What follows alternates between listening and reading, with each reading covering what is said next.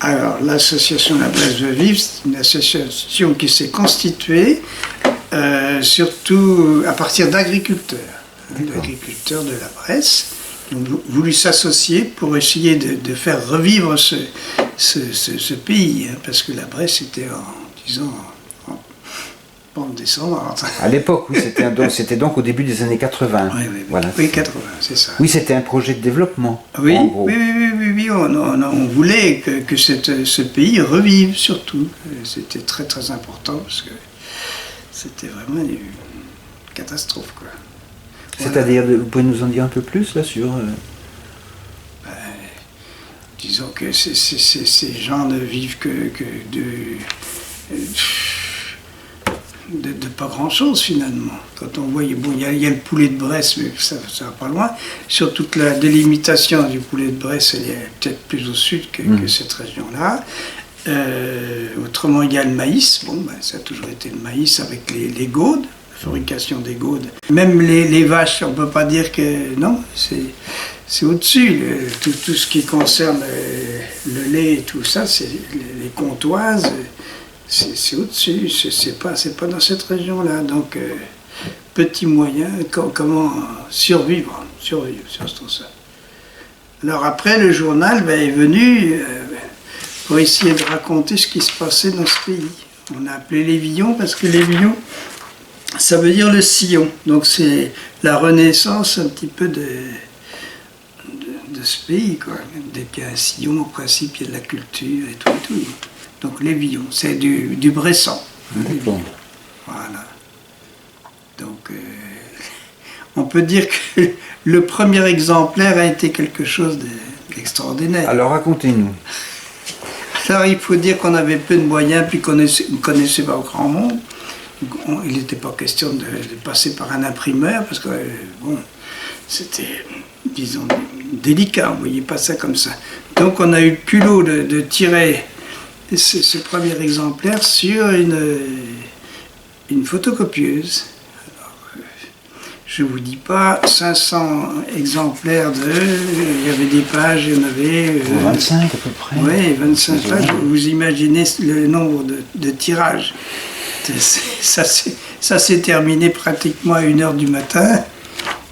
Et bon, on en avait plein la tête. Qu'est-ce qu'on peut dire?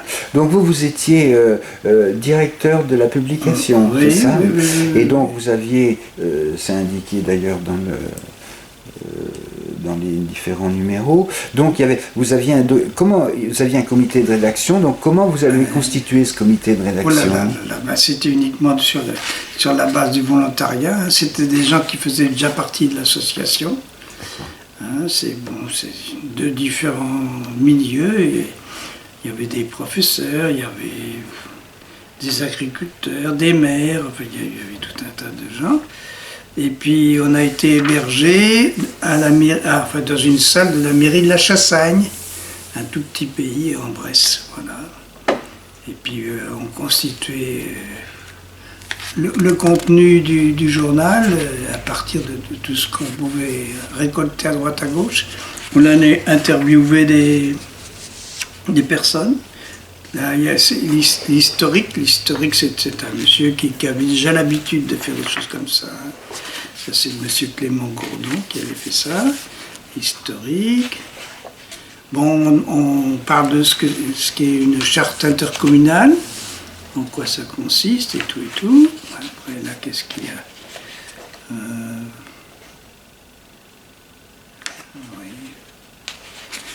Enfin, ça parle surtout de toute la vie des petites communes, principalement.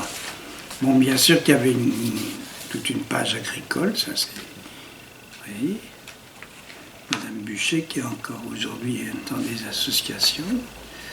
Qu'est-ce qu'il peut y avoir? Oui, c'est toujours le même thème, hein. Pour ne pas mourir, et tout. Qu'est-ce qu'il y avait? La Cellière. Oui, ça c'est une histoire sur le passé de Cellière, écrite par Madame Pedersoli, qui est devenue après maire de Cellière pendant un certain temps. D'un point de vue géographique, oui. Donc c'était votre Ah, c'est des revue- cantons. C'était des cantons. Oui, D'accord. il y avait le canton de Sélière.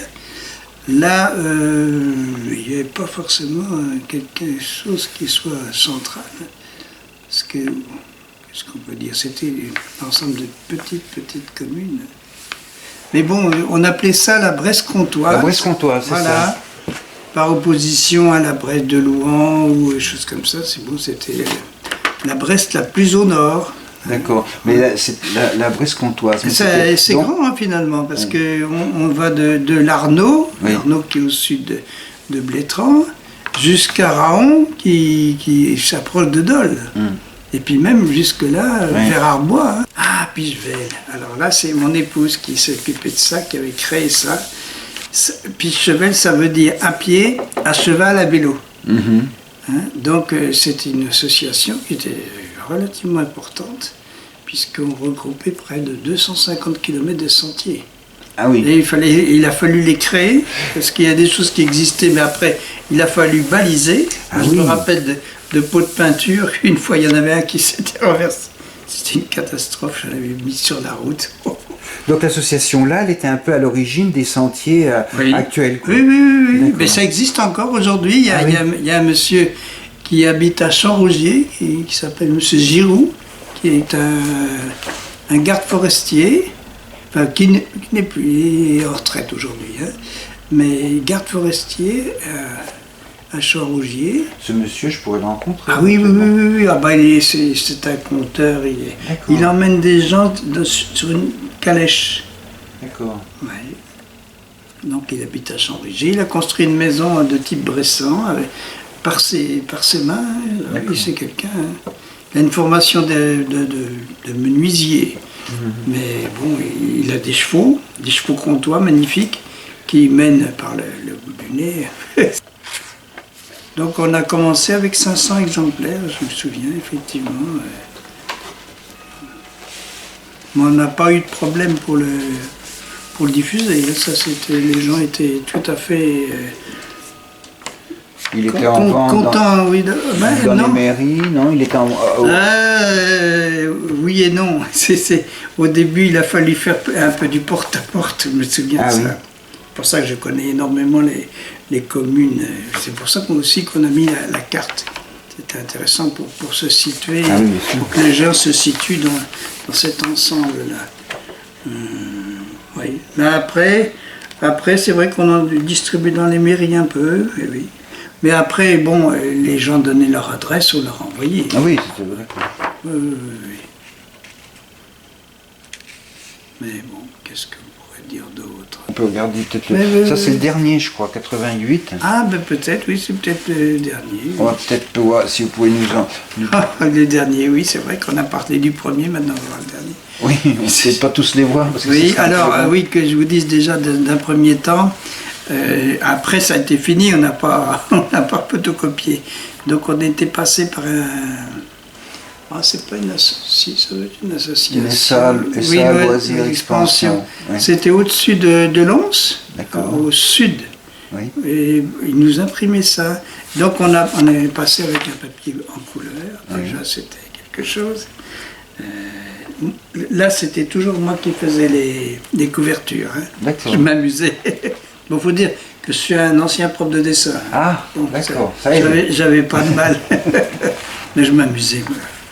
Il y a beaucoup de petits dessins. Donc les illustrations, c'était vous? Oui, et puis M. Culisa aussi. Oh, ça, c'est une sacrée histoire, ça. Ah ben justement, oui, oulala. J'avais été interviewé, le maire de Rie, c'est le monsieur Urbain Routier, D'accord. l'histoire des transports. Et cet homme, plein de talent, avait une petite école dans sa commune. Oui. Et il y avait de l'argent, des subventions. Il avait dit on va rénover entièrement cette classe. Il avait équipé, il y avait la télévision, tout ça. Extraordinaire. Vraiment, tout le mobilier avait été remis à neuf. Et après, je ne vous dis pas, l'année d'après, qu'est-ce qui s'est passé? Suppression de l'école. Alors que tout était neuf. Alors c'était un scandale. Le pauvre homme, il a vraiment... Ça lui a fait un coup.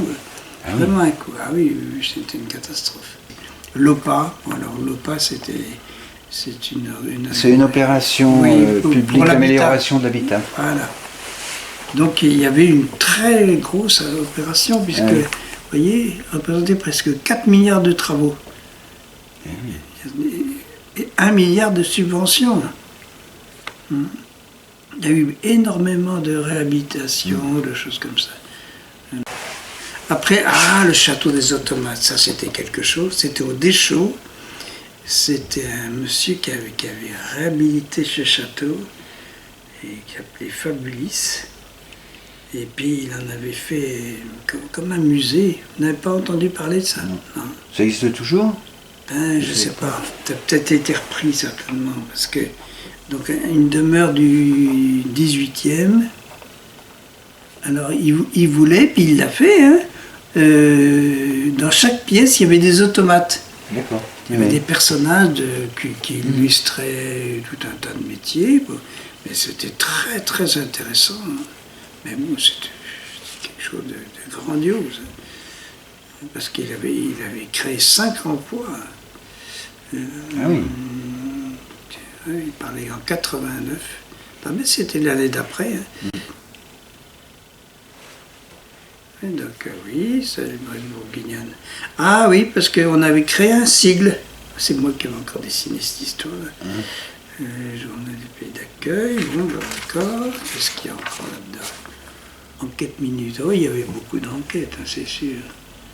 Le lait, on parle du lait, c'est revenu petit à petit. Donc les enquêtes, c'est vous qui les faisiez? Oui, pas forcément. Pas toutes, non, il y avait d'autres qui allaient sur le terrain, oui. Enfin moi, j'en ai fait des très grosses quand même, oui. Alors ça c'est quoi?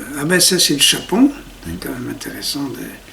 Mais vous voyez, on descend jusqu'à Bourg-en-Bresse, on parle de l'ensemble de l'appellation du nous, Poulet-de-Bresse. Nous on est là, à Chauméry, on est vraiment en bordure. Tout à fait. Oui, ça. Oui, là on parle des grands cuisiniers qui ont le Chapon, Bocuse, Blanc, Georges Blanc, La Chapelle, c'est toutes des personnes. Alors après, c'est quoi ça? Ah oui, parce qu'on avait été voir un monsieur qui avait des poulets de Bresse. Moi, je me souviens, il y a eu une grosse enquête là-dessus. Alors après, qu'est-ce qu'on a là-dedans? La science des ânes. C'était Madame Pedersoli, elle aimait bien, elle faisait toujours celle qui faisait les poèmes. Hein. Donc, elle parle peut-être de l'école. Hein. Je sais pas, oui, c'est parce que... elle parle de mon épouse. À Narbonnais, Madame Agnès Fougère a reçu des Iraniens, c'est vrai, des Danois, des Anglais, des Hollandais et bien d'autres. Et pourquoi elle parle de ça? Voilà, voici à Narbonnais, village de 80 habitants bien installé dans le Revermont. Là se niche une maison plus qu'accueillante, je me fais de la réclame, qui vous fournit chambre et table d'hôte. Mais pourquoi elle parle d'instituteur là? Ah oui, c'est parce qu'elle commence à parler de la géographie. La science des ânes, la géographie. Voilà. Oh là là, voyons. Sans doute parce que l'on peut apprendre la géographie d'une manière automatique, comme la marche des ânes. Un peu de chou. Oui, c'est sûr qu'elle a voulu certaines... voilà, c'est ça. En Brest, le tourisme devrait être roi. Oui, parce qu'on s'était dit, il faudrait... développer. Oui, si on pouvait faire revivre ce pays grâce au tourisme. Et d'ailleurs, il y a eu des chambres d'hôtes, il y a eu des choses qui se sont faites. Maintenant, qu'est-ce que c'est qu'on a encore là? Notre histoire. Ah, ça c'est Clément Gourdon. Eh oui. Qui raconte de par le roi. Alors là, la Franche-Comté sous les Bourbons de 1674 à 1789. C'est impulsion, c'est une encyclopédie. Oui. Il s'est amusé à faire, par exemple, des populations dans toutes les communes de Bresse. Oui. Et après, il s'est amusé aussi à faire tous les animaux, les vaches, les cochons, tout. Et puis en plus, quand il l'a fait, on n'avait pas les moyens qu'on a maintenant. Hein. Il écrivait tout à la main. Oui. Cette maison, cette gare, cette ancienne gare, avait un bâtiment central et puis une petite aile à gauche. Et ils ont refait enfin ils ont créé l'aile droite, mais alors qui ressemble parfaitement à l'aile gauche, avec des chantiers de jeunes. Donc ça c'est quand même intéressant, parce qu'après c'est devenu le siège des